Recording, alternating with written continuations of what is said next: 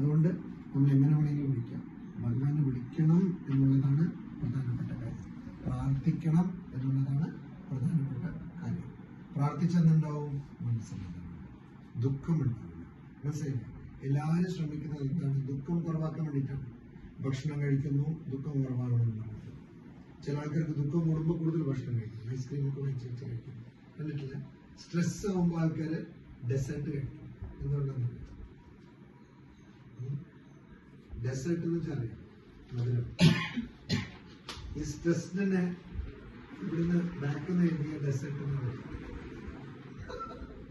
അത് ചെയ്ത് നോക്കിയിട്ടില്ല. ഇതൊക്കെ ചെറിയ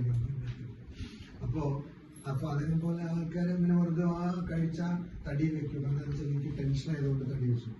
തടി ഒരു ടെൻഷനാവും. അപ്പൊ നമ്മള് ഭഗവാനല്ലാതെ